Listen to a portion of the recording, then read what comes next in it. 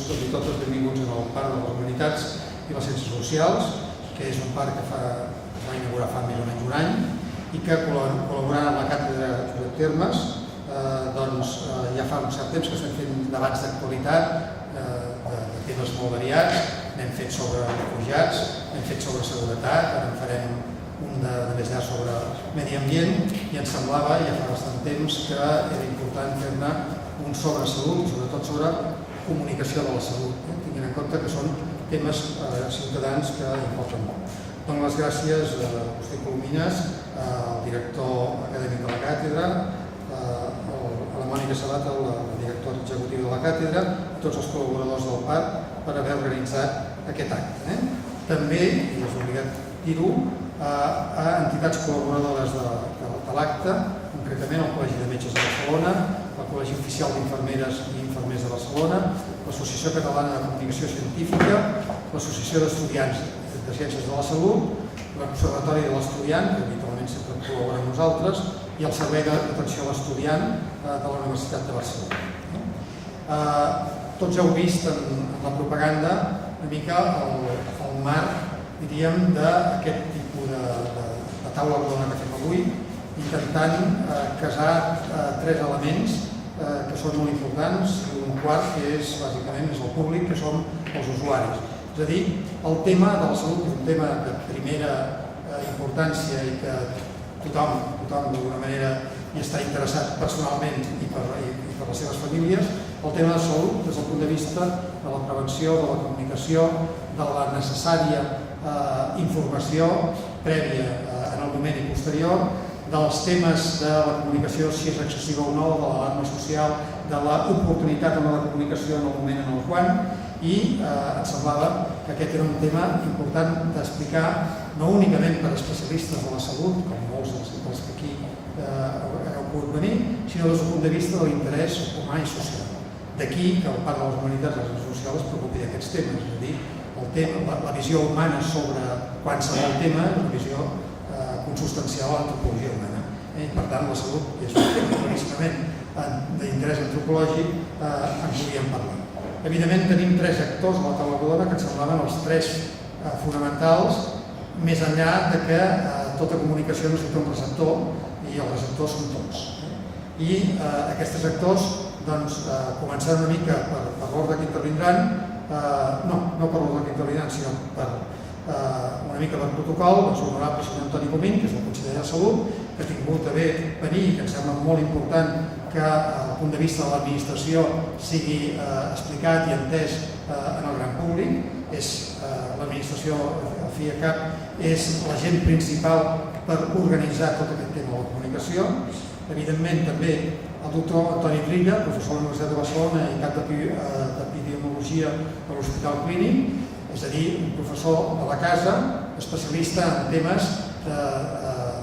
d'epidèmies i, bàsicament, per tant, de prevenció d'aquests temes, de la comunicació d'aquests temes, en el moment que aquests temes esclaten, que normalment fan bastant soroll, per bé o per mal. I, per tant, un exemple, els agents de salut, concretament en aquest cas un metge especialista en el tema, ens ha de donar el seu punt de vista.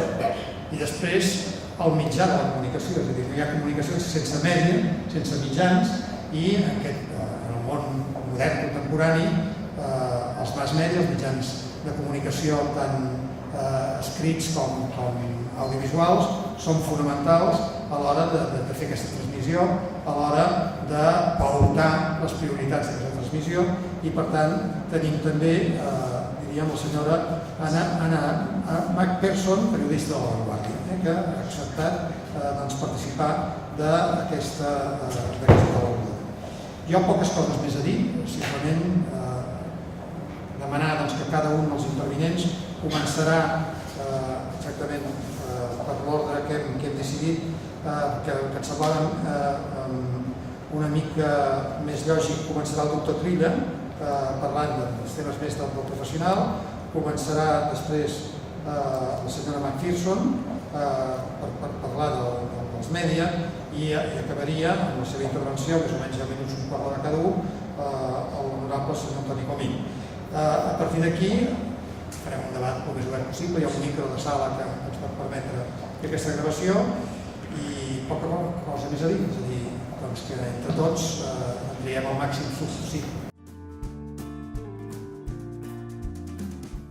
Bé, bona nit, és un plaer i per anar directament al tema, compartir la taula amb el honorable conseller, amb l'Anna Macpherson, també amb el doctor Coll de la universitat, i molt ràpidament, des del punt de vista professional, i intentaré no ni tan sols consumir 5 o 7 minuts, jo diria que per situar una mica la posició davant d'una possible crisi de salut, sigui la que sigui una epidèmia, que és el cas en el que treballo jo més, o sigui una crisi de salut pública provocada per qualsevol cosa que pot, diguéssim, preocupar els ciutadans, lògicament, i jo crec que hi ha 2 o 3 paraules que defineixen una mica aquestes crisis de salut.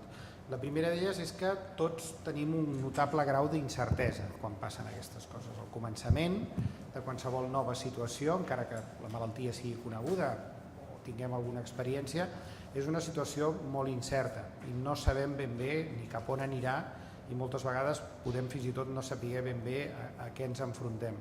Malauradament, en aquests primers moments, que és quan hi ha més incertesa, és quan hi ha més demanda d'informació, quan la gent vol saber més i la pregunta típica és què passarà, què pot passar, m'afectarà a mi, afectarà a la meva família, hem de canviar alguna de les coses que fem cada dia i moltes vegades tenim algunes respostes per això, però de vegades no les tenim totes.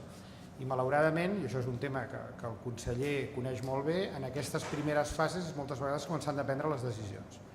Malauradament les decisions s'han de prendre en la situació habitualment de més incertesa. I, per tant, què hem d'explicar o quina és la nostra feina? Intentar comunicar les 3 o 4 coses bàsiques que diem sempre, que és què sabem, què creiem i què podem demostrar. Hi ha coses que les sabem i les expliquem, hi ha coses que creiem que poden anar d'alguna manera, hi ha coses que tenen un cert recolzament científic i això és el que tractem d'explicar. Moltes vegades, i és lògic també, se'ns demanda que fem algun tipus de pronòstic o que ens situem, que això és també molt habitual, en els escenaris millor i pitjor. I això també és una trampa de vegades important perquè a medicina, ho saben vostès, és molt difícil moltes vegades dir una cosa de forma absoluta i ens movem en unes zones de grisos bastant importants. Per tant, quan ens pregunten, però escolti'm, això no pot passar, doncs la resposta és tot pot passar. El que passa és que la probabilitat de que passi és baixa, etc. S'intenten seguir una sèrie de regles ben establertes de la comunicació, llenguatge senzill, clar, exemples molt concrets, exemples que ens portin d'aquesta situació incerta a riscos que hi ha a la vida diària. Això és menys probable que et caigui un llamp al mig del camp, per entendre'ns, i després ser molt honestos en el sentit que hi ha coses que no sabem. I quan una cosa no la sabem, doncs hem de dir que no la sabem i que quan tinguem més informació o tinguem nova informació intentarem modular aquest missatge. Amb què ens hem trobat darrerament? Però això forma part de la nostra feina i per tant ens hem d'entrenar, hem de saber com fer-ho i hem d'intentar d'això. Bàsicament, jo diria que amb una notable pressió dels mitjans de comunicació. No tant els mitjans més tradicionals, que hi ha temps per parlar, per intentar modular les respostes, la televisió una mica intermitja, però bàsicament els canals, diguéssim, no oficials, sigui internet, sigui Facebook, sigui Twitter, totes aquestes coses van posant molta pressió, generen moltes vegades un excés d'informació ben conegut. Aquest excés d'informació pot portar de vegades a interpretacions errònies i això es pot anar perpetuant i creant una bola en la qual és molt difícil desmentir algunes de les coses que poden anar sortint o alguns dels rumors o falses notícies que poden aparèixer al voltant d'una situació epidèmica. A partir d'aquí nosaltres ens limitem, dintre d'aquestes regles, diguéssim, de la comunicació en situacions de crisi en salut, a intentar ser els primers en explicar les coses, intentar acertar, és a dir, dir les coses bé, i intentar ser creïbles. I si aconseguim avançar-nos a algun d'aquests rumors, fer les coses ben fetes i ser creïbles, podem guanyar un cert avantatge i marcar una mica el ritme de la informació durant l'epidèmia. Finalment, simplement dir que aquí a Catalunya, tot i que les situacions han estat molt diverses, sempre, jo crec que això és un enorme valor afegit del nostre sistema sanitari, la comunicació entre l'administració sanitària, la conselleria en aquest cas, els que estem més en el món assistencial o acadèmic, sempre ha estat molt directa i molt fluida. Ens coneixem, ens truquem, anem a una reunió urgent perquè ens convoquen, tornem de la reunió, ens expliquen com estan les coses, nosaltres aportem la nostra opinió i això jo crec que ha ajudat bastant a apaivagar bastantes de les crisis potencials. Evidentment no tot surt perfecte i de vegades cometem tots errors, això és lògic, però simplement, l'Anna després ens ho pot comentar, potser dintre de les preguntes o el diàleg. L'exemple més espectacular recent que hem tingut va ser la crisi de la malaltia per virus Ebola, com es va viure a Madrid, que lògicament era una situació una mica diferent, i com es va viure des del punt de vista dels mitjans de comunicació aquí a Catalunya.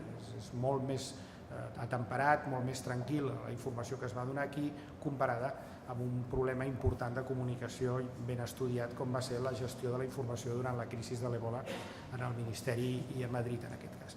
A partir d'aquí jo crec que poca cosa més. Evidentment, si després de la intervenció dels meus companys hi ha preguntes o podem intervenir, doncs encantats, però jo crec que una mica per situar-ho, el nostre paper com a professionals o com a acadèmics, experts, independents, digue-li com vulguin, és col·laborar amb l'administració, demandar que l'administració ens doni la millor informació per nosaltres poder tenir també la millor informació a l'hora de fer aquesta comunicació si és que ens toca fer-la, i poca cosa més.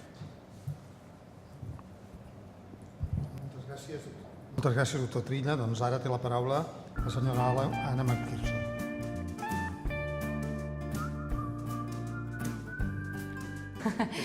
Gracias por invitarme. Y bueno, el papel nuestro en la información es básicamente preguntar, ¿no? Es la base de todo, que nosotros tenemos que contar, pero lo importante no es solo contar, sino hacemos las preguntas, digamos que somos los que nos dejan meternos y hacer las preguntas que haría cualquiera, o sea, aquellas cosas que quiere saber cualquier ciudadano ante una emergencia o ante un hecho de salud pequeño o grande, o que afecta a mucha gente o a poca pero mucho.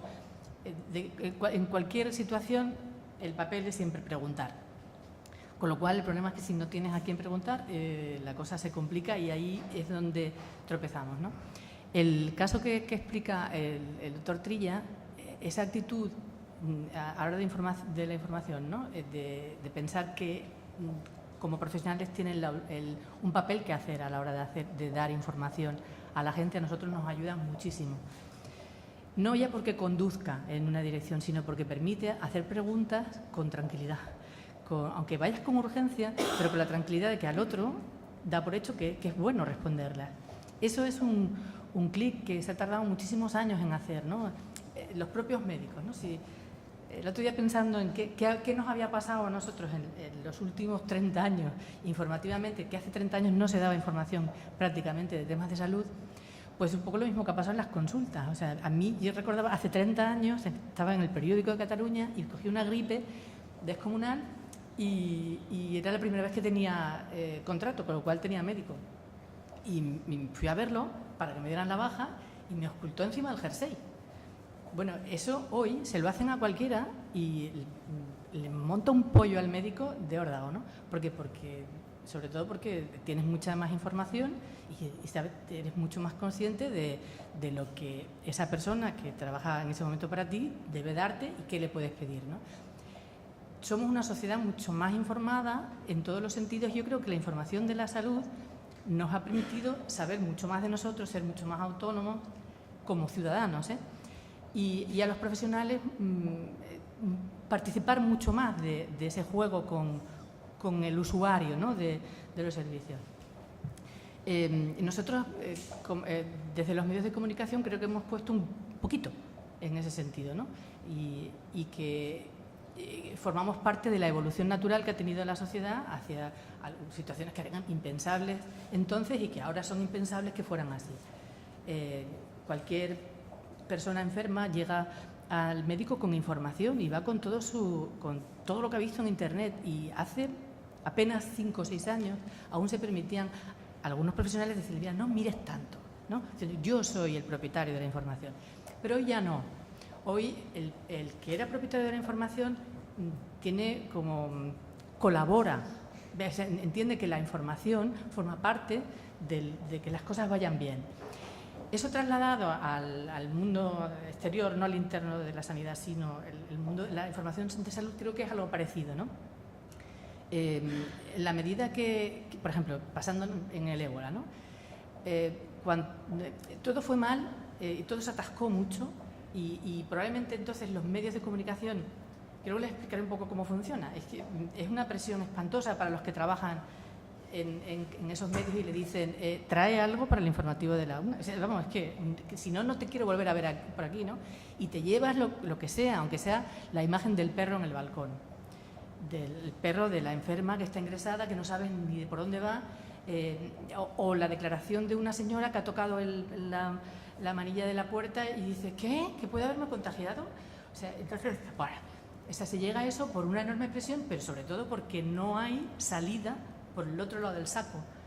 Entonces, ese bloqueo que a veces es dificultad para asumir toda la información que tienes, que también es lógico que la puedan tener porque era una enfermedad que solo pertenecía a muy pocos especialistas y no estaba en el conocimiento común de las personas que estaban en ese entorno, en los hospitales y dando la cara en ese momento, pero por otro lado es un desagradable paternalismo que pretende de políticos que están convencidos que pueden decir lo que tenemos que saber y lo que no. ¿Y cómo vamos a decirle todo esto? O sea, cuando un cargo que nunca ha tocado temas de salud le dicen la realidad de lo que se les venía encima, dicen, bueno, le explicamos esto y no, se me cae encima todo, ¿no? Yo no lo puedo soportar, no quiero que se diga. Y bloqueo. Si el saco no tiene salida, aparece la vecina que se asusta al tocar la puerta, ¿no? Porque la presión va a seguir existiendo porque había miedo. Cualquier situación de emergencia nos da miedo desde el punto de vista ciudadano. Cuanto más información tienes, en general, no es que te quite el miedo, pero bueno, lo equilibra, ¿no? Pero esa reacción protectora o autoprotectora de los que pueden dar la información se repite una y otra vez. Luego aprendemos, y aprendemos todo. Para nosotros la parte más difícil es encontrar a las fuentes adecuadas a las que preguntar, porque no siempre las tienes, ¿no? Hay veces que sí, que tienes la suerte. Yo tengo una gran suerte por tener un apellido que se llama La Vanguardia y cuando yo digo La Vanguardia, la puerta muchas veces hace así porque piensan, bueno, esta gente tarda un rato en dar la información, igual podemos fiarnos, ¿no? Pero se tienen que informar todos y otros muchos no encuentran esa facilidad, ¿no? Y son tan buenos y tan malos los de La Vanguardia como los de otros medios, ¿no? No somos más fiables porque tengamos alguna bendición, sino porque el medio ayuda mucho y la gente responde mucho mejor a nosotros que a lo mejor a otros medios. Pero es fundamental que haya flujo, que haya por dónde salir esa presión que va muchas veces cargada de angustia porque todos personalizamos cuando pensamos en una enfermedad de un niño, por ejemplo, o de una infección que no ves, que cómo ha podido, y piensas en todos los que conoces que pueden haber estado en contacto. Sientes también el miedo a la propia presión del medio, porque yo me la juego haciendo esa información correctamente, y luego tienes el miedo a haber preguntado a quien no debías y que la información sea incorrecta, y entonces empiezas a sudar, ¿no? Porque bueno, a veces el medio te obliga a mantener una línea que no es difícil de decirse, con lo cual lo que mejor funciona es cuando las puertas están abiertas y todos entienden que esa información es importante. Cuando todas las partes lo entienden, el flujo se nota, ese fluir, y se nota el resultado. Y bueno, es una cosa que vamos aprendiendo poco a poco, ¿no? También es verdad que a nosotros nos gusta rascar a veces donde no han rascado los demás para ponernos otra medalla, ¿no? Pero no siempre es si tienes una buena información no necesitas irte a rascar a líneas paralelas, ¿no? Ni ir a buscar a zonas sospechosas y más arriesgadas. Lo que sí es seguro que creo que esta información nos ha hecho como ciudadanos mucho más autónomos y libres para saber de nosotros y para exigir, y que es un terreno que ha crecido muchísimo en estos últimos 30 años y que ahora mismo ese médico que me ocultó por encima del jersey le tendría crudísimo. Como ciudadano, bueno, seguro que tendría una demanda en sanidad y le habrían, si no echado, al menos expedientado, ¿no? Y además yo lo hubiera dicho en Twitter y Facebook y le hubiera sacado el nombre del tío allí. Tenemos un montón de herramientas de control y de información y está todo en juego. Y creo que como mejor funciona es cuando todos sabemos que todos jugamos y que en la información todos tenemos algo que hacer. Nada más. Molt bé, moltes gràcies. Doncs ara té el tercer torn de paraula l'honorable conseller Comín.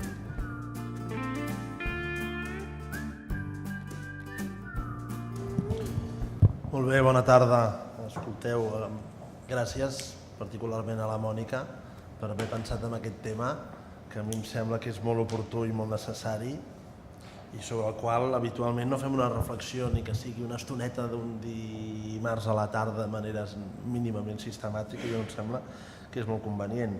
I disculpeu el retard, a vegades hi ha qüestions logístiques que a un se li escapen. I gràcies també al Toni, al doctor Trilla y a Lana McPherson, me voy a decir decana de los periodistas de salud, pero no lo diré porque te lo tomarás mal. Por tanto, profesional reconocida, digámoslo así, del sector salud. Jo intentaré no allargar-me molt i sí que intentaré ser una mica més incisiu i així crec que també animaré una mica el debat. Animaré una mica el debat posterior i també una mica les preguntes. Però al principi només una consideració conceptual, després una mica el missatge i deixo les provocacions per la part del final. La consideració conceptual és que jo crec que la taula que es titula Comunicar la salut, però que ràpidament en el text que acompanya a l'explicació d'aquesta taula rodona es parla de que aquí hi ha un repte específic i més complex que és comunicar les crisis sanitàries. Jo crec que, almenys la meva experiència al llarg d'aquests mesos al departament, em porta a que distingim clarament entre comunicar la salut i comunicar les crisis sanitàries. Comunicar la salut sempre és especial, perquè al final la salut té a veure amb la vida i la mort.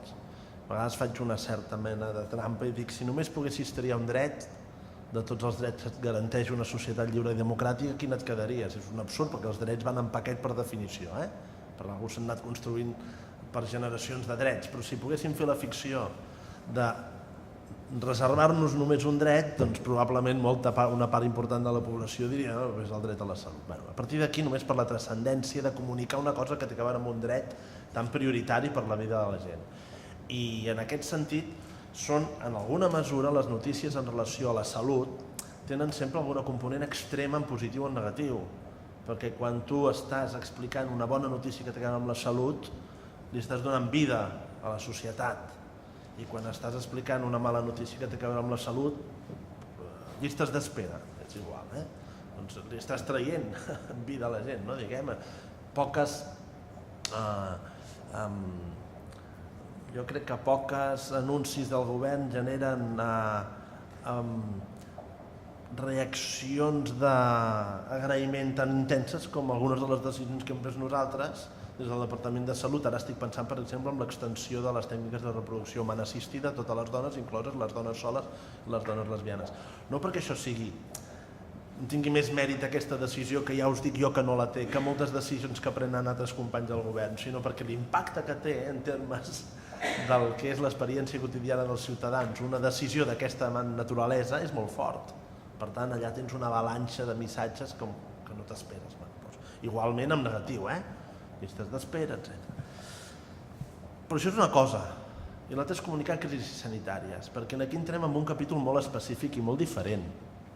Perquè la crisi sanitària, ho explicava el doctor Trilla, té a veure amb la incertesa. La crisi sanitària té a veure amb el risc de no control per part de les institucions sobre la situació.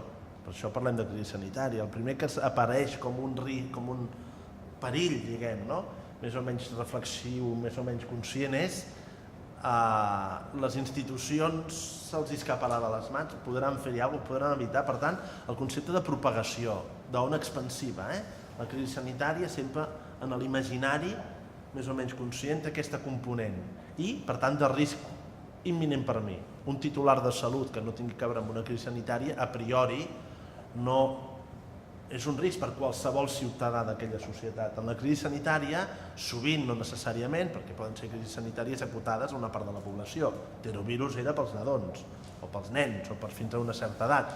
Però en general hi ha aquesta component de perill per qualsevol.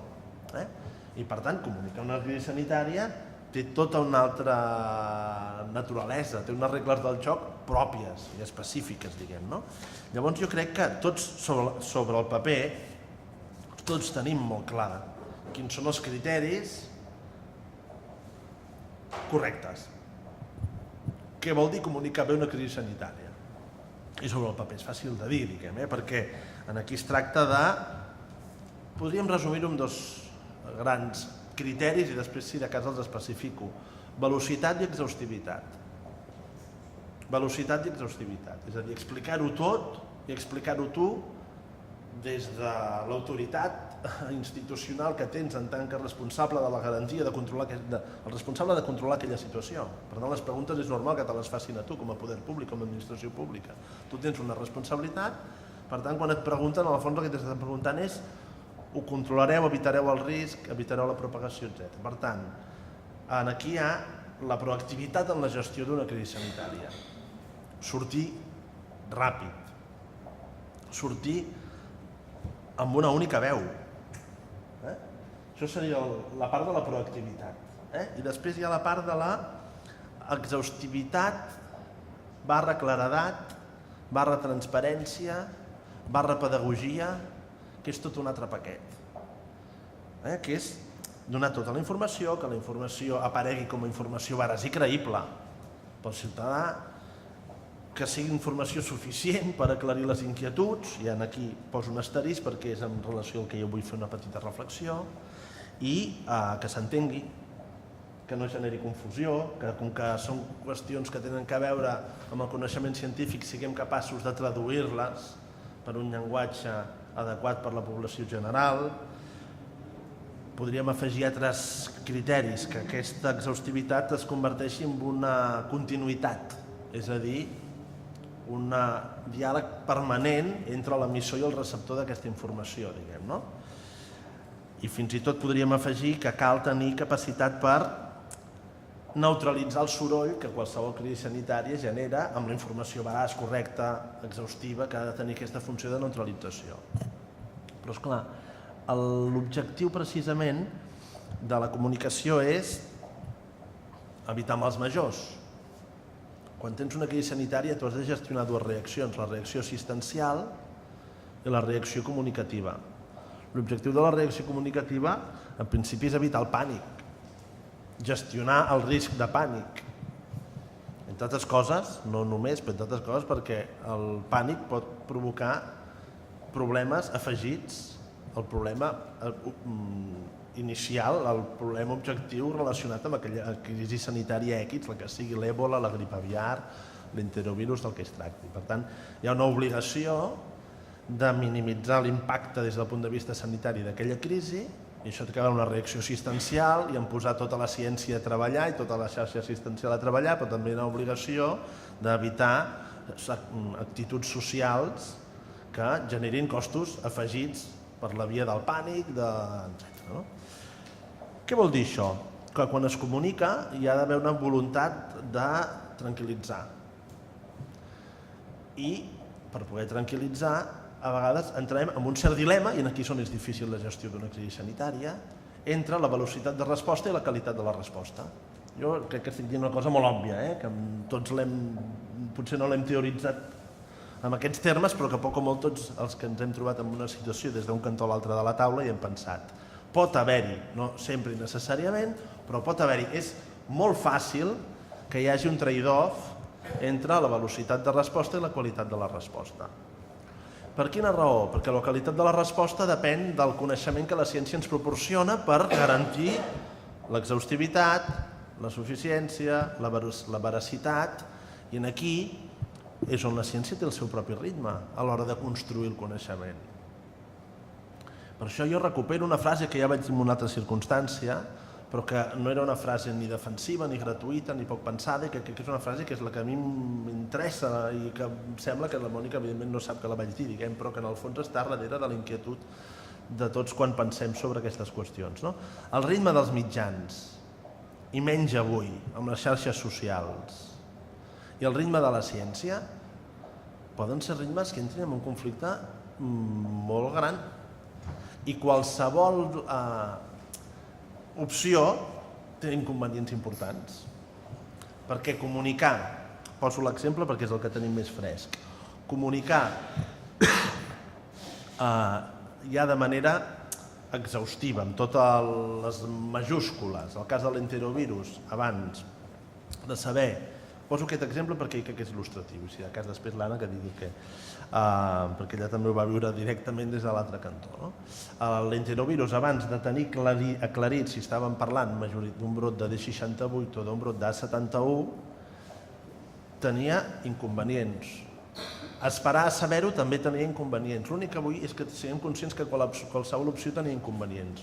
En el cas de l'enterovirus, per exemple, un altre criteri que jo he après i crec que és també molt interessant i molt evident, que és que la gestió de la comunicació i la gestió assistencial, que són dues gestions en principi que van per separat, s'han d'integrar i per tant el comitè de crisi que prenia les decisions sobre comunicació estava ple d'assistencials i després els assistencials no estaven, quan prenien les decisions assistencials no estaven aconsellats pels de comunicació, però els de comunicació en tota la gestió d'una crisi com aquesta evidentment estan directíssimament en un únic comitè, el que gestionava l'estratègia comunicativa, va haver de prendre aquesta decisió. Per què era molt important en aquest cas? Perquè hi hagués hagut una pregunta, el risc de tetraplegia. El risc de tetraplegia amb el D68 és altíssim. Ho dic al revés, Toni? Ho dic bé, no? I el risc de tetraplegia amb la 71 és baixíssim. I aquesta és una pregunta, i aquesta va ser una de les preguntes principals que es van fer quan finalment vam fer la roda de premsa, un dia que ara us diré quin dia hauria de ser, el dia 19 de maig, que la vam emetre en directe pel 324, amb ares al principi de transparència, i que va durar 2 hores, amb ares al principi d'exhaustivitat. Esperar a poder aclarir si era un D68 o una 71 tenia inconvenients, perquè hauria de disparar a unes proves de laboratori que van tenir el seu ritme i que van arribar 2 hores abans de la roda de premsa. Per què tenia inconvenients? Doncs perquè efectivament, com que el brot havia començat feia ja uns dies, hi ha una part de la xarxa que estava gestionant la situació, hi havia famílies que estaven enfrontant-se a la situació i amb les xarxes socials com funcionen avui, efectivament, començava a haver-hi ja una certa inquietud sobre aquesta qüestió en termes de xarxes socials. Simplement constato que jo crec que és un cas, i amb això no vull justificar si la nostra decisió va ser l'encertada o no, l'únic que vull posar-ho com a exemple il·lustratiu d'un fet que crec que el podem acordar com una realitat objectiva, el ritme de la ciència, del laboratori, que per cert vam articular aquest laboratori de 24 hores a Vall d'Hebron per tenir possibilitat d'aclarir aquesta qüestió tan rellevant el més aviat possible. Per tant, el ritme del laboratori 24 hores de Vall d'Hebron i el ritme de les xarxes socials que ja començaven a bullir sobre la qüestió de l'enterovirus eren 2 ritmes en conflicte. Aquí vam haver de discutir molt i molt encesament, per cert, i molts minuts, diré hores, sobre si esperàvem a fer ja la comunicació amb totes les de la llei quan hi haguessin els resultats del laboratori o l'anticipàvem. Poso aquest exemple perquè crec que ens enfronta el dilema. Jo crec que sobre el paper vaig acabant. Falten les provocacions. És fàcil saber si voleu, com no s'ha de comunicar una crisi sanitària perquè tenim casos recents que són paradigmàtics de com no s'ha de fer. És a dir, el cas de l'Ebola, fins i tot hi ha un article que estàvem repassant i que potser alguns de vosaltres recordareu, d'un mitjà que deia els 5 errors de comunicació del Ministeri de Salut en la comunicació de l'Ebola. És a dir, hi ha doctrina de com no es fan les coses. En el cas de l'Ebola van aconseguir fer tots els errors junts, diguem, una roda de 20 minuts, sense informar, llegint els papers, els experts no van, si ho eren no ho van semblar, no ho eren, etc. Hi ha més exemples de com no s'ha de comunicar una crisi sanitària, si voleu, a escala global, que és la grip aviària i l'OMS. En aquest cas potser la crítica va ser quan ja estava més avançat el procés, però és quan apareix l'ombra de sospita sobre si aquesta comunicació s'ha estat fent motivada, condicionada per interessos no confessats, no legítims, no públics, no relacionats amb l'interès general. Per tant, tenim els casos de com no s'han de fer les coses, tenim la teoria de com s'han de fer, però la teoria ens porta a enfrontar-nos a un dilema. que és la gestió d'aquesta certa incompatibilitat entre els temps de la ciència, que és el que et proporciona el contingut del que has de comunicar perquè aquesta comunicació sigui veraç, creïble, exhaustiva, calmi, etc. i els temps dels mitjans, diguem, no? I jo la meva conclusió amb l'experiència meva durant aquests mesos és que qualsevol de les opcions segur que és objecte de fortes crítiques perquè qualsevol de les opcions té grans inconvenients.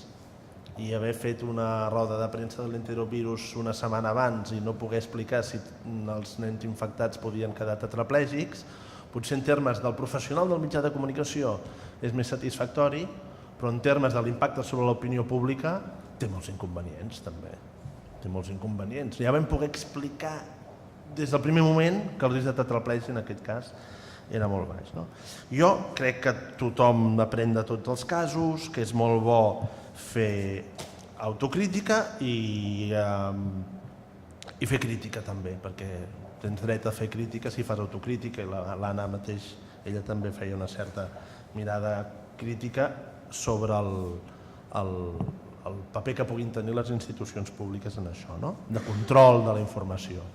Jo crec que aquí, en relació a les institucions, evidentment el risc és que vulguin controlar la informació, per tant és un error, diguem, que no s'ha de cometre.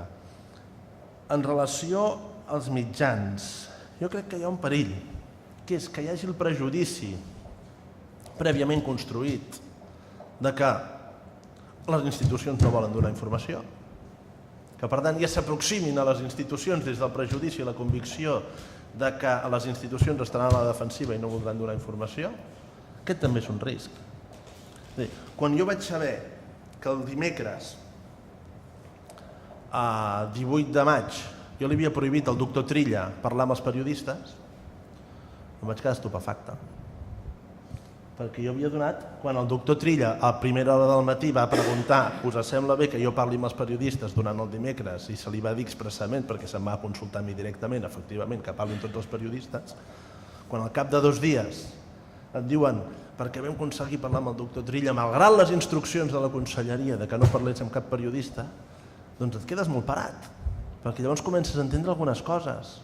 Algú, un prejudici que no jutjo ni valoro, diguem, només dic que és possible que hi hagi una actitud, perquè fins a cert punt pot ser natural, no? De prejudici sobre la voluntat informativa de l'administració, doncs, on hi havia hagut una llum verda, es va creure i va donar per segur, sense contrastar-ho, que hi havia hagut una llum vermella. Un risc, el poso com a risc estructural, no és cap crítica específica, t'ho ben asseguro, cap a cap mitjà ni cap a cap professional. Després, en relació als mitjans, igual que nosaltres ens enfrontem a un dilema molt complicat, que és entre el ritme de la ciència i el ritme de la comunicació, i més en un món en què la comunicació té les xarxes, és evident que els mitjans s'enfronten a un dilema que no l'han triat i que s'hi troben, que és entre la seva funció, podem dir-ho així, de serveis d'interès general, d'interès públic, és a dir, compleixen una funció molt important en una democràcia, que és transmetre informació perquè la gent coneixi la realitat, i els inevitables, i fins i tot si voleu dir legítims, interessos en tant que organitzacions empresarials que han de tenir una competició entre elles, estan en un entorn competitiu i és així, i seria absurd responsabilitzar-ne els mitjans, són les regles del joc, els mitjans estan en un entorn competitiu, competeixen entre ells i per tant tenen una aproximació al fet periodística per un cantó, de servir en aquest sentit, de servei públic podríem dir, en termes de Habermas, diguem, del que és la deliberació pública, i per l'altre cantó tenen una necessitat d'actuar com a negoci.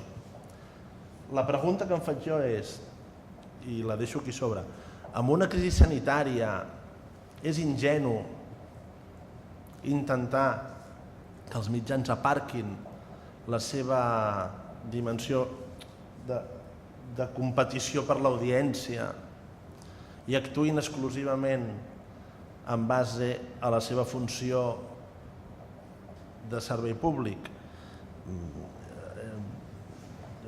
no podem exigir, per això no estic fent en cap cas cap mena de crítica ni molt menys, és la pregunta de dir, és possible aquesta suspensió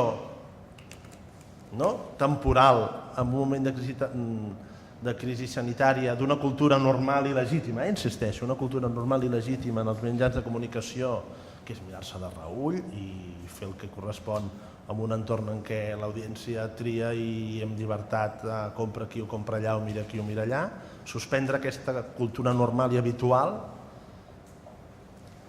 i actuar en alguna mesura més en la lògica simplement de servir l'interès general i res més. Jo, des de la meva sinceritat, que ja coneixeu, aquesta pregunta me la vaig fer en aquell moment i em semblava molt poc honest per part meva no expressar-la públicament, perquè és una pregunta que vol ser el més teòrica i filosòfica possible, diguem, no és cap dit que assenyala ni molt menys cap a ningú. I si ho hem de fer, com es construeix això? Com es pot construir aquesta mena d'acord entre institucions públiques i mitjans de comunicació per funcionar diferent només en situacions de crisi sanitària? I he dit que intentaria ser una mica incisiu, perquè si no hi debat. Molt bé, moltes gràcies, conseller. Sembla que has posat alguns punts que estic segur que els col·legues de la taula i potser algunes persones del públic voldran contestar. Jo simplement volia afegir una petita cosa que heu remarcat tots vosaltres i que em sembla que l'hem de tenir present i que l'havia anunciat al principi.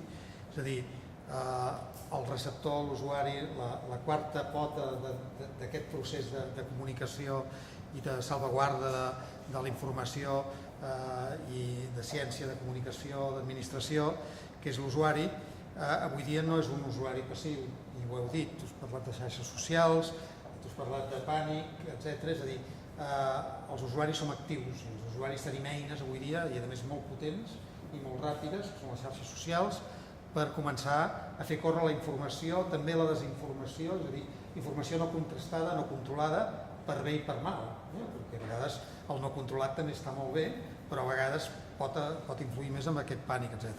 Per tant, em sembla que això ho hem de tenir tots molt present, perquè a mi la pregunta que em faig és a vegades que per més que fem, potser no ho podem controlar tot, perquè la gent té la seva pròpia autonomia i les famílies angoixades, les persones concretes, els casos concrets que un coneix, etc., a partir d'una informació que pot començar sent inclús anecdòtica. No sé, jo ara recordo l'últim cas que a nivell de Catalunya ha tingut poca transcendència de moment, però que semblava que en altres parts de l'Estat sí que el havia de tenir, és a dir, unes aus migratòries que porten una sèrie de paràsits, aquests paràsits poden arribar a picar, etc., i poden arribar a transmetre una malaltia molt difícil, doncs això a les xarxes socials va començar a córrer moltíssim.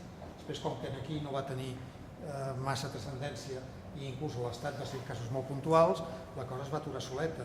Però bueno, jo crec que és un tema que hi hem de comptar i que jo crec que ha estat al mig de tot el que dèieu. Si us sembla, podem acabar fent un segon torn d'intervencions i després ja obrirem el torn a tota la sala. Gràcies. Sí, yo quería en concreto ha dicho una cosa que creo que es un punto clave en el problema, que es hacer las cosas con todas las de la ley. Eso creo que es imposible. O sea, de verdad, creo que la información y lo que ocurre en los hechos en sí son una situación dinámica imposible de controlarlo todo. Y creo que un problema en el caso de enterovirus fue, con toda la buena voluntad, de intentar dar una información cerrada, con todos los datos, cuando había un hecho anterior que ya estaba en movimiento y que el problema de la incertidumbre que decía el doctor Trilla, ¿no? Con ese hay que convivir, y tenemos que convivir también informativamente, también desde la responsabilidad de la administración y asistencialmente. Cuanta más información tenemos, más acostumbrados estamos a que tenemos soluciones muy incompletas y que soluciones además que cambian y que se modifican y que esto no hay nada fijo, que esto está fluyendo todo el día y en ello estamos. Y que eso forma parte de nuestro tiempo, que es así, Y entonces, a veces, queriendo hacer de la mejor manera las cosas, provocamos incendios, ¿no? Esto nos lo podemos repartir todos, ¿no? Pero en este caso yo se lo puedo que ya quiere provocar, ¿no? Porque otra cosa que ha hecho es la idea de que si sería ingenuo pensar que se puede dejar de competir, pues yo creo que sí, una cosa, claro que los medios de comunicación tienen un papel de servicio, pero son medios de comunicación y aman la noticia, lo nuevo y el dar mejor que nadie. Y sin eso no saldrían cada día, porque si no sería un rollo de profesión, ¿no? Y forma parte de la esencia. Así que con eso hay que contar. Como hay que contar que una picadura te produce fiebre y que un caso, y que cuando hay un niño, cuando el riesgo lo tiene un niño, se ha multiplicado por 100 la alarma. Y las explicaciones, a lo mejor solo oímos las 3 primeras frases y no la cuarta, ¿no? Y supongo que si aquí hay médicos delante lo habrán visto 50.000 veces, solo llega una primera parte de la información. Con lo cual hay que intentar acertar con las 3 primeras, para que esas sean seguras, claras. Luego creo que también es paternalista pretender que la administración puede calmar, o sea, seguro que tiene la obligación de no encender, sino de ser cierto, veraz, correcto y responder. Pero las preguntas que le hace cualquier medio de comunicación son las que se hace cualquiera, no van mucho más allá, o sea, son las que necesitamos respondernos, ¿no? Y también hay veces que la respuesta es mi idea. Y también los medios de comunicación tienen que digerir eso y practicar con eso, porque las respuestas no van a ser blancas ni negras, como no lo son en economía, ni en política, ni en la guerra de Siria, ni con la crisis de los refugiados, ni con nada. Vivimos con toda esa complejidad. Y entonces manejar la complejidad es mucho más difícil y sobre todo se te escapa más fácil de las manos a cualquiera, al que tiene el papel de dar la información, al que tiene el papel de buscarla para resolver el asunto sanitario y el que está contándolo, a todos, ¿no?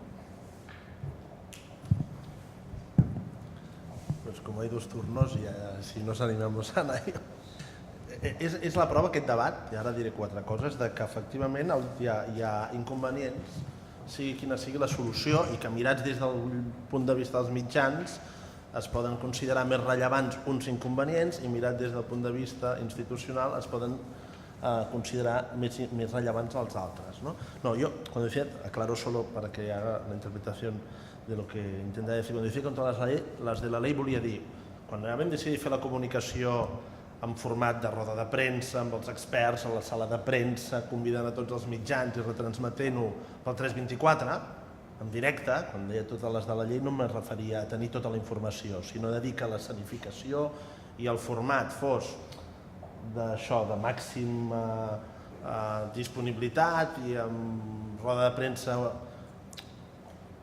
que va durar 2 hores, que va ser una roda de premsa oberta, on sabíem que quedarien moltes preguntes per contestar, evidentment, pel que dius tu, Anna, que tens tota la raó, que la informació no pots pretendre fer un relat tancat que tranquil·litzi de manera definitiva, però sí que, i ara posaré l'exemple concret del dilema nostre, sí que una de les funcions és gestionar els graus d'incertesa, perquè precisament perquè és dinàmic, la incertesa pot incrementar-se o pot disminuir, no desapareixerà mai. Jo crec que no és paternalisme, sinó que és l'obligació de l'administració, en la mesura del possible, disminuir la incertesa i no fer-la més gran. Però no només per un tema de gestió de la psicologia col·lectiva, sinó per l'impacte concret que pot tenir. És a dir, potser vam provocar un incendi amb alguns periodistes de la ciutat, ho assumíem, i n'érem conscients, perquè en volíem evitar un altre, que era un risc, potser el vam magnificar, però que en qualsevol cas, independentment que fos més gran o més petit, el volíem evitar, que és que hi hagués un col·lapse dels centres d'atenció primària a Catalunya, perquè hi hagués una avalanxa de pares i mares que davant de la insuficiència, perquè hem dit que la suficiència és un dels criteris que tots hem fet caixers, no? Direm, i tant, la informació ha de ser suficient. Doncs si la informació que dones és molt insuficient, potser és pitjor que no donar-ne cap. La incertesa de no informar podria ser menys dolenta que la incertesa d'informar sense poder contestar qüestions molt rellevants, perquè aquí sí que el que queda és un risc reconegut per l'administració de tetraplègia massiva exagero una mica, que et pot dur les famílies a començar a acudir amb una mena d'avalanxa que no saps com s'atura en la teva xarxa assistencial. Havíem d'evitar el col·lapse de la xarxa assistencial, havíem d'evitar el col·lapse de les urgències, havíem d'evitar el col·lapse de primària, i on jo dic que vam integrar els assistencials amb els comunicòlegs, amb els experts de comunicació, i m'agrada que discutim aquest cas, perquè crec que és un cas del que tots en podem aprendre moltes coses, començant per nosaltres. Però quan vam integrar justament era perquè era imprescindible que els assistencials ens avisessin de quin impacte podia tenir en termes assistencials i per la xarxa assistencial les decisions de comunicació. Perquè si ens miràvem les decisions de comunicació només des del punt de vista de la lògica de la comunicació, potser haguéssim pres decisions diferents, efectivament. Però si els assistencials, sobredimensionant el risc o no, sabrem mai, aporten un avís que és no es pot fer res que col·lapsi les urgències, no es pot fer res que col·lapsi la primària, llavors les decisions són unes altres. Per tant, sense paternalisme, jo crec que hi ha una obligació de gestionar la incertesa en la mesura que estigui en mans de l'administració i que aquesta incertesa, efectivament, no és, justament perquè és dinàmica i no és estable, pot créixer o disminuir, no desaparèixer, d'acord? El relat és un relat obert i la ciència justament no pot contestar tot, però sí que va donant respostes. I és aquí on tornem a enfrontar-nos al conflicte entre el ritme de les respostes que dona la ciència, que sí que són relativament tranquil·litzadores, perquè no és un tema de la política, és un tema de la ciència. És a dir, qui tranquil·litza no és l'administració, ni el conseller, ni els metges. Qui tranquil·litza és la ciència, els metges en la mesura que són els responsables del coneixement científic, que és el que contesta. Nosaltres en aquest sentit només som uns transmissors del que la ciència ens diu.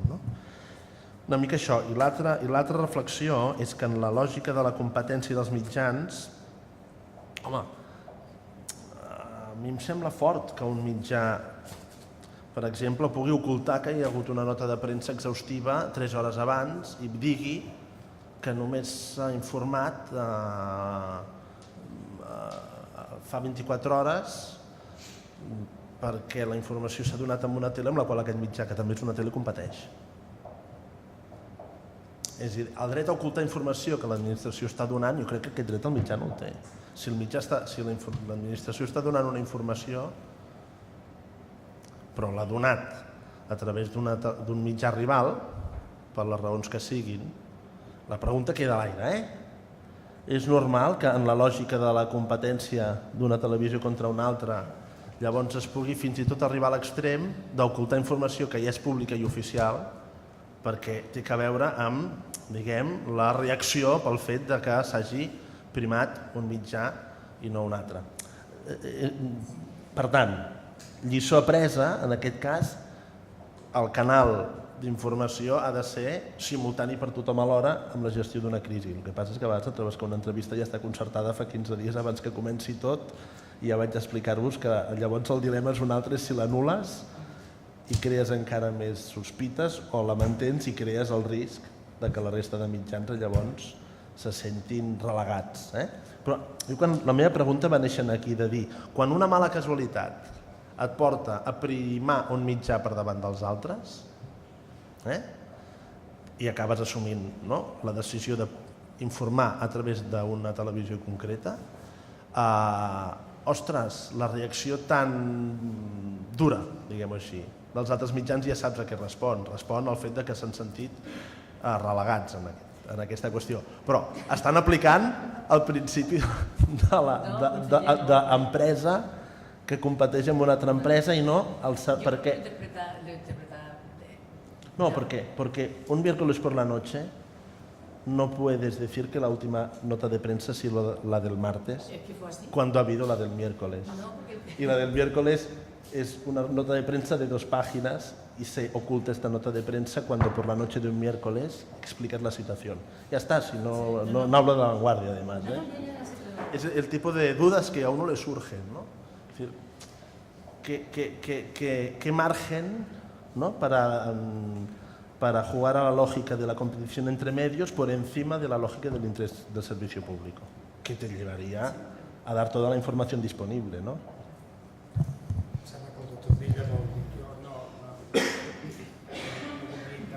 directament en aquesta situació, que també la vaig viure més o menys en primera persona per diferents raons, però jo crec que hi ha 2 o 3 coses que a mi, com a professional i com a ciutadà, un demandaria, i crec que el conseller i tots podem estar d'acord amb això. Primera, l'administració ha d'informar a tothom per igual en el mateix moment, crec jo. Si després hi ha circumstàncies particulars o anècdotes, per dir-ho d'alguna manera, que compliquen aquesta situació, això crec que és una cosa que hem d'aprendre, que si s'ha d'informar bastament al mateix moment a tothom.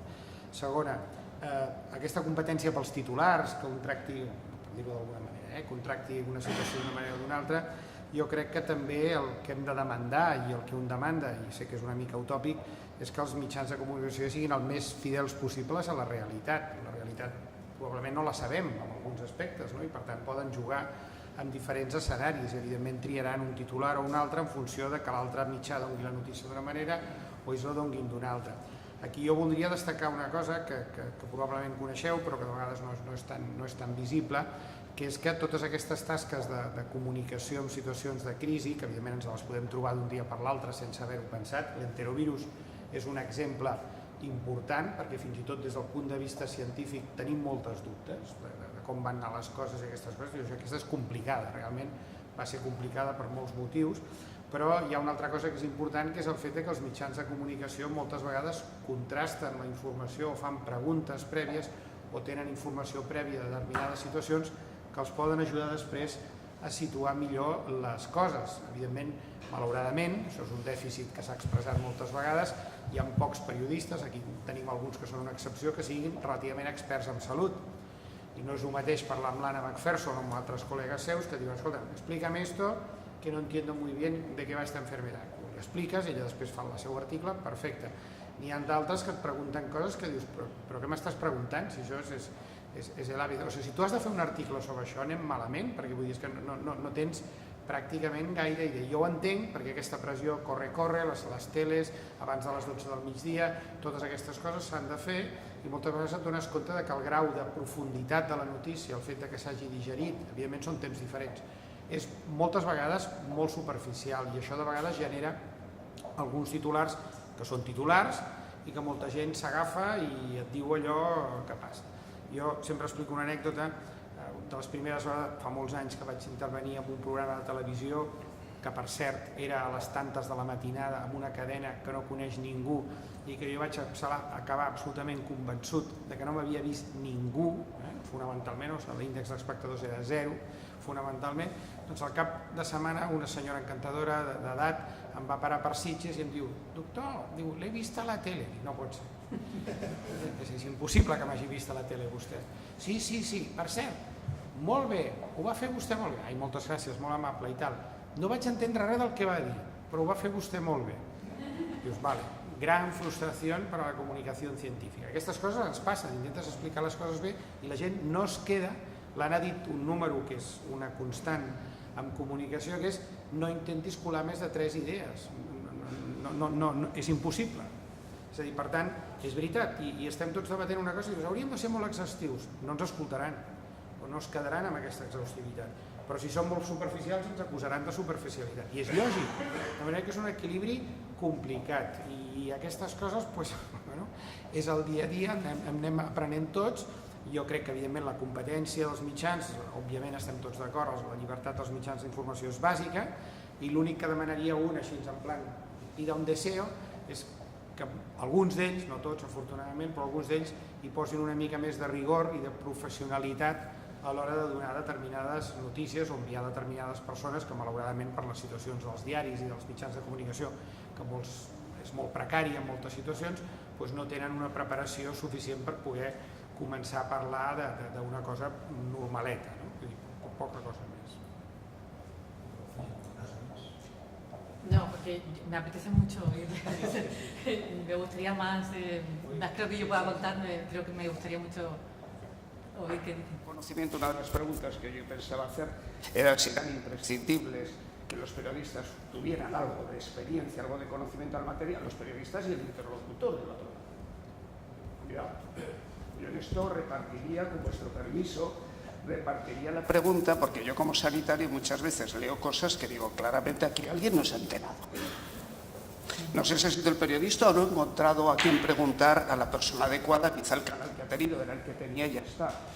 Entonces iba a preguntar, pero creo que ya me has contestado, pero bueno, hago la pregunta y en este caso al conseller, si no tendría que haber un interlocutor ya definido para este tipo de cuestiones, de manera que desde la consellería pues ya hubiera alguien prefijado y que todos los periodistas supieran a quién se tenían que dirigir, porque desde luego no tener en un momento dado, sea un periodista experto o un interlocutor experto, pues puede generar un problema grave.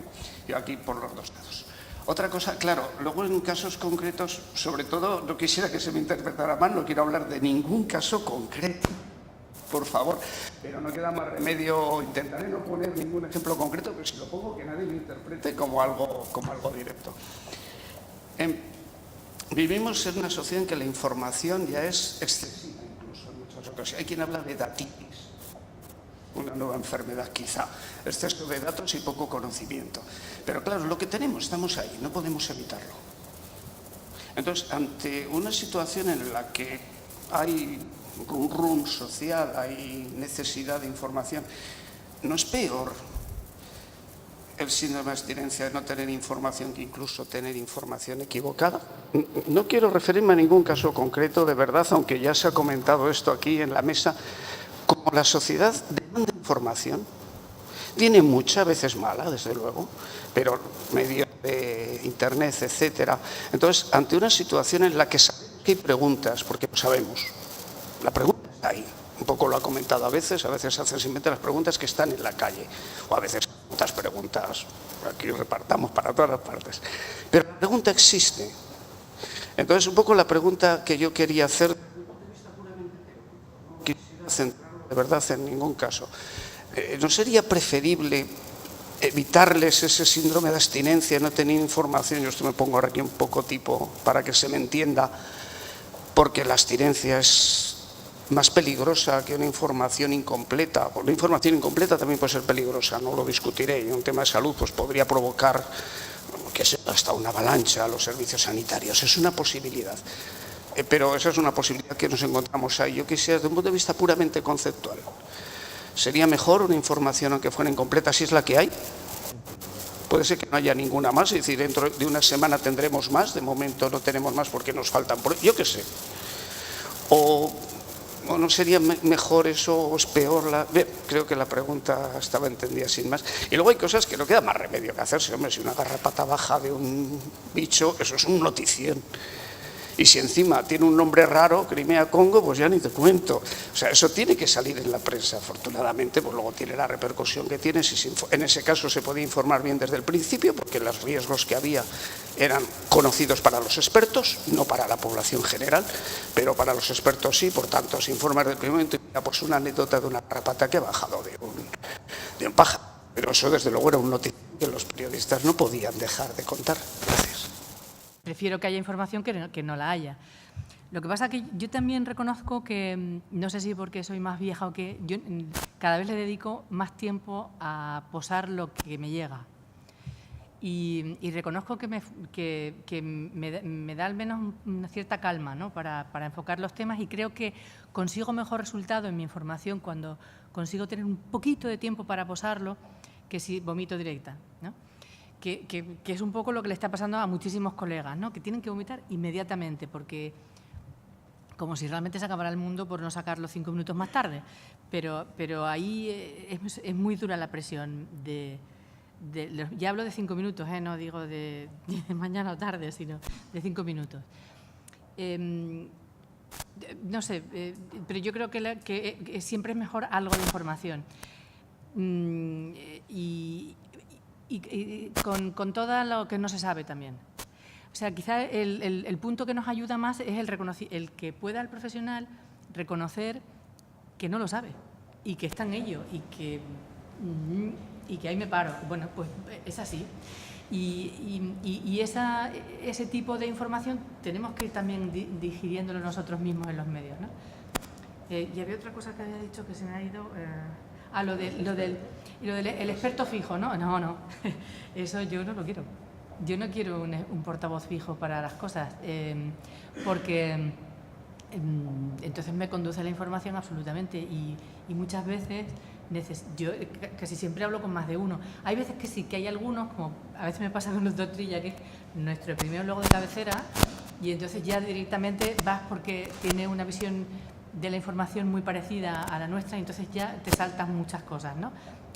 La comunicación es muy sencilla, pero es mucho más rico cuando consigues hablar con más fuentes, y esa riqueza te da puntos de vista que a veces no habías caído. O sea, porque no tienes todas las preguntas, pero sí a través de tus preguntas a veces tienes muchas respuestas con las que no contabas y que te abren nuevos campos, y la información acaba siendo más equilibrada y segura y probablemente rica.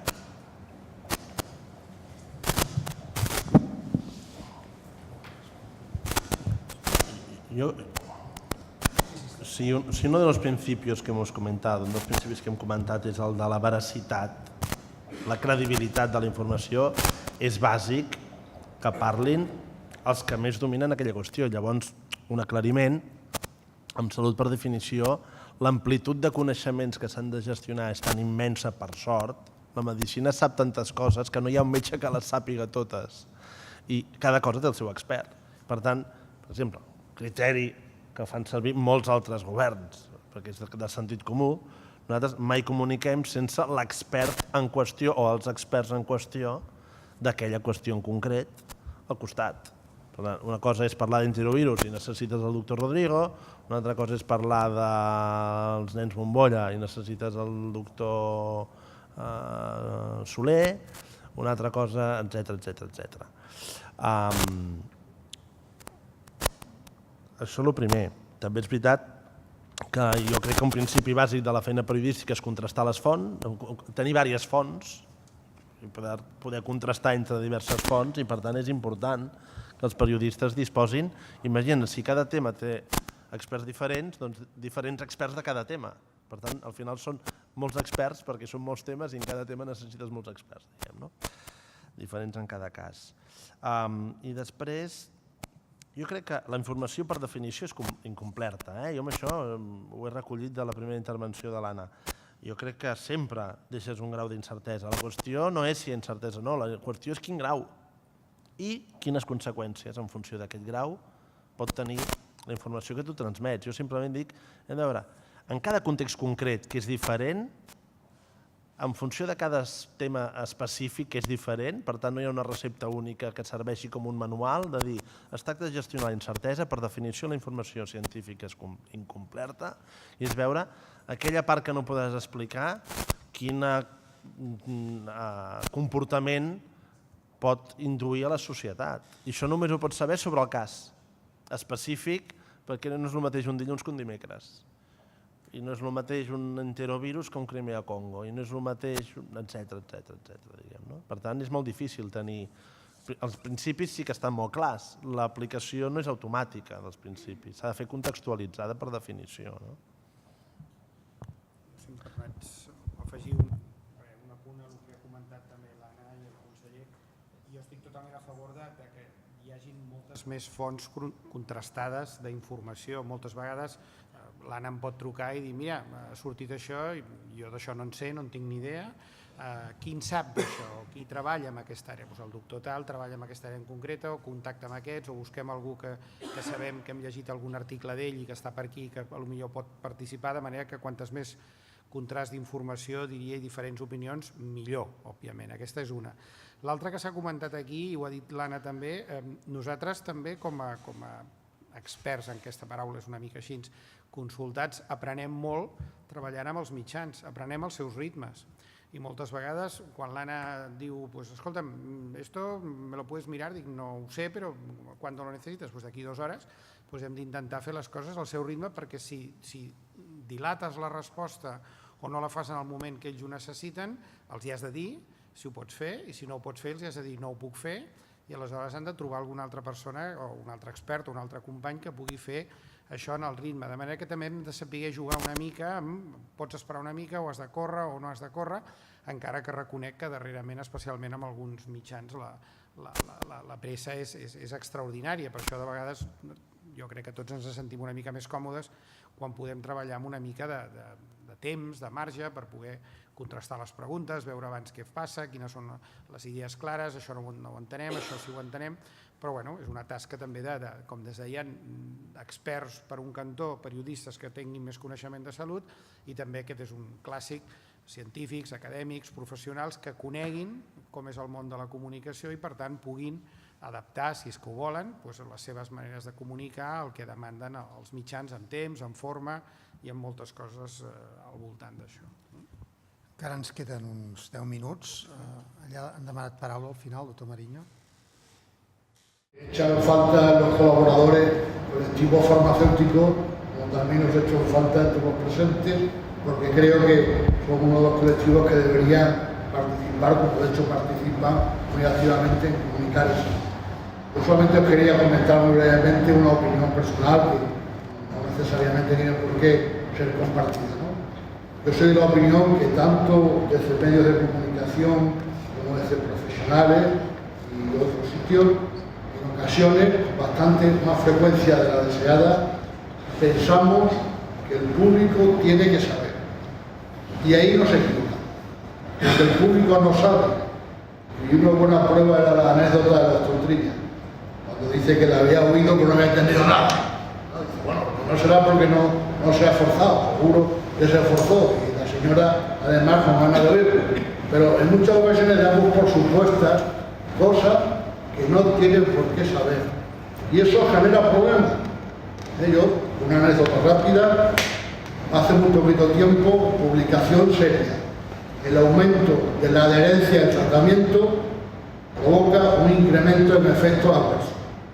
En este caso, la periodista me llama y dice, oye, esto que claro, se lo explicas un poco, le dices el cual, no sé qué, tampoco tengo por qué saber, y en ese caso pues salió una publicación bien, diciendo la información, pero sin alarma.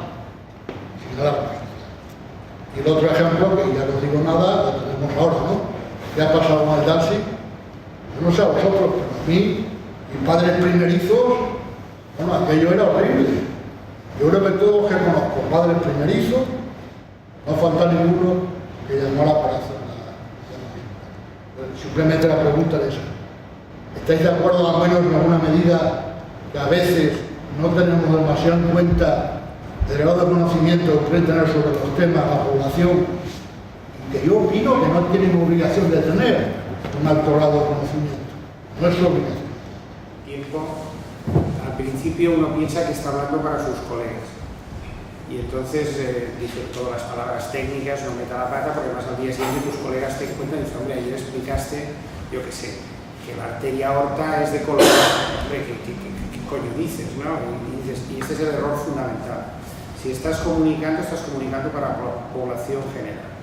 Y tus colegas dirán, lo simplificaste mucho, lo explicaste mal, dijiste, perfecto, ningún problema. Es decir, si me entendió la señora que no me entendió aquel día, ese es el objetivo. Que me entienda mi colega no es el objetivo de la comunicación, para eso hay otras muchas vías, ¿no? Por lo tanto, yo creo que aquí sí que hay que hacer un esfuerzo de explicar las cosas de la forma más sencilla, clara posible, a riesgo de parecer que estamos sobresimplificando cosas, porque el que nos va a oír, que es un colega nuestro, sabe igual o más que nosotros, y nos va a criticar por ello. Esto es así y hay que vivir con ello, si no, pues se comunica en otro foro, o pues intentas escribir un artículo científico, pero no en un medio de divulgación general. Pero bueno, es así. Sí. Yo que quería, sobre el Darcy, me parece un ejemplo estupendo, ¿no? Porque aunque haya sido una tontería, o haya sido algo que se ha hecho muy grande a partir del prospecto, a mí me parece muy bien que nos lo preguntemos y que salga y que lo dejemos en su sitio, pues sí, que lo expliquemos, porque es un derecho del que yo no me quiero apear, el de poderme hacer cualquier pregunta y que pueda tener respuesta. Y ese juego me parece de sociedad madura y de que muy bien. Bueno, pues contestemos bien a esa pregunta, pero no nos neguemos a hacerlas. Ya comprendo que es una gran putada para los médicos, ¿no? Cuando en la consulta al día siguiente reciben a un montón de padres absolutamente asfixiados con el tema. Pero, bueno, tenemos que convivir también con eso.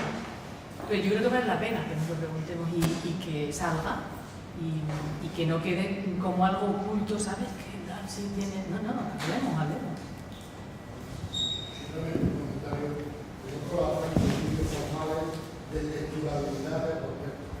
¿Perdón de? Hacemos estudios formales de prospectos. Sí, de explicabilidad. Sí. No solamente de prospectos. Los resultados son muy fáciles. Por eso ya hace tiempo en la campaña de renovación del prospecto, porque el prospecto hace algún tiempo un mecanismo de defensa laboral, que te va a decir de todas las cosas por las que te puedes morir y de las pocas por las que te puedes quejar. Y además al mismo nivel todas. Claro.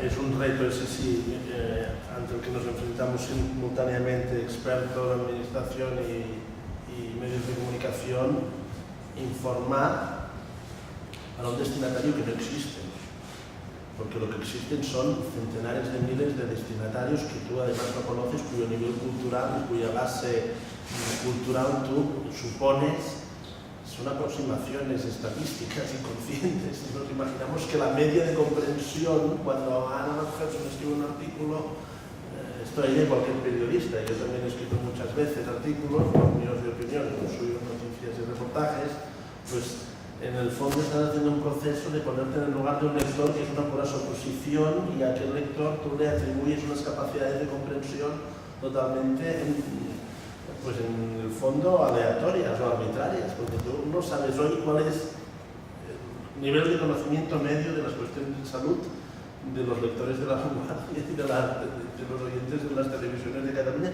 ni puedes saberlo además, es imposible. Con lo cual, esto sí que es la realidad, yo creo, ineluctable del periodista y del comunicador, hacer este ejercicio como un profesor en un aula, que tienes 45 alumnos, pero el que emite el discurso, en principio, si solo hay un profesor en el aula, es solo uno. Tú tienes que hacer un equilibrio entre los que ves que te están entendiendo muy bien, los que ves que por tanto no haría falta que fueses tan explícito en según explicaciones porque se te van a morir, los que no están entendiendo nada, los que más o menos el ritmo de tu pedagogía es el que les corresponde a su capacidad de comprensión. Bueno, no tiene solución. Es decir, que en sociedades masivas, sociedades de masas, con capacidad por parte de la ciudadanía de disfrutar de la prensa libre, por suerte, democráticas, por tanto, esto no tiene arreglo. Y lo otro que quería señalar, es una obviedad, pero la quería explicitar, digamos, ¿no? Y la otra cosa que quería señalar es que me doy cuenta que, otra obviedad, que es que cada uno mira el mundo desde el sitio en el que está puesto. Porque Ana dice, yo el derecho a hacerme preguntas es el derecho a que me quiero pronunciar, me faltaría más. Pero yo estoy permanentemente pendiente del derecho a la salud. Y lo que nos enseña la filosofía del derecho es que los derechos, siendo tendencialmente todos derechos incondicionales y por lo tanto en cierta medida absolutos y por tanto todos innegociables, resulta que en la realidad son derechos que colisionan. Y esta es la gracia y la desgracia de nuestra sociedad, que tenemos que proteger muchos derechos y resulta que estos derechos a veces compiten, chocan entre ellos. Y aquí está el origen de esta mesa redonda, digamos, que en algunos casos es normal que desde la administración consideremos que la mejor manera de proteger el derecho a la salud, que es nuestra primera obligación, irá en detrimento del derecho a la información. Y también es legítimo que Ana, que sea periodista de salud, ella prioriza el derecho a la información y no tampoco entre en grandes consideraciones sobre hasta qué punto esto puede afectar o no el derecho a la salud, más allá de lo que el sentido común indica, digamos, y no haga un análisis exhaustivo sobre el impacto de cierta información sobre la red asistencial. Y a ella le toca hacerlo como lo hace, probablemente, y a nosotros desde la administración sanitaria nos toca hacerlo como lo hacemos. Por tanto, quizá lo que podríamos, no sé, tampoco pretendo sacar ninguna conclusión de la sesión de hoy, es que un cierto desencuentro entre medios y administración, expertos, es hasta cierto punto inevitable, a partir del momento que los derechos no siempre son convergentes y plenamente compatibles, sí que lo son parcialmente, pero no plenamente compatibles, y si cada uno se aferra legítimamente al derecho al cual sirve, pues es normal que entonces pues haya momentos de desencuentro. Lo que yo creo que es importante es que haya momentos de encuentro. Entonces, si solo hubiese desencuentros, pues sería muy preocupante, digamos, ¿no? Pero yo creo que es posible construir muchos momentos en que efectivamente haya una fluidez más que suficiente, yo creo que es la mayoría de las veces, entre informantes e informadores, digámoslo así, pero asumiendo que en otras ocasiones probablemente no podrá ser posible, que se dice así, en un juego de palabras, ¿no? No podrá ser posible, y que no es culpa de nadie, y que no hay error de nadie, probablemente, cuando se produce el desencuentro. Buscamos el responsable del desencuentro. Quizá el desencuentro es estructural, y quizá todo el mundo debería volver a actuar como actuó, si pudiésemos tirar para atrás, y se volvería a reproducir la misma situación. Lo dejo en forma de interrogante.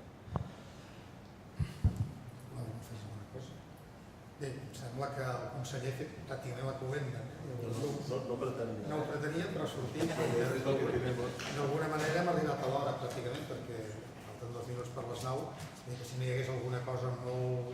si qui diu alguna cosa molt important, podríem deixar així, en el benentès que aquests debats no acaben mai, que encetem temes i que intentarem d'alguna manera reproduir-ho a través del web, com he dit abans, i per tant podreu reconnectar amb el tema i us emplaço a que ens consulteu perquè aproximadament cada mes fem debats diferents. El proper serà un debat amb tres taules rodones diferents, per tant durarà un mes i escaig, pràcticament fins a dalt, que és el tema de canvi climàtic. És un tema interessant, molt més interdisciplinar i també de gran impacte social.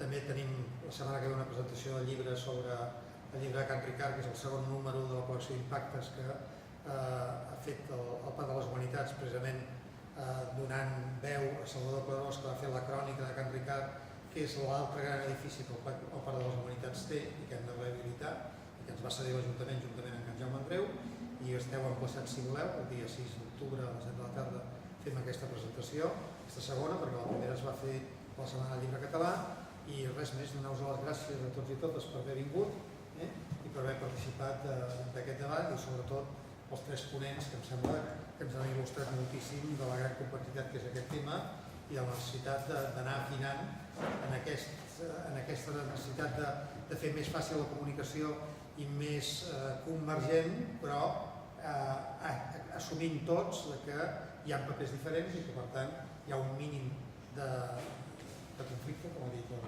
el conseller, però que si es gestiona bé inclús és bo, perquè la societat ha de veure que els punts de vista no sempre són unívocs, controlats, enllaunats, sinó que han de respondre a activitats molt dinàmiques i a interessos a vegades que no són exactament coincidents.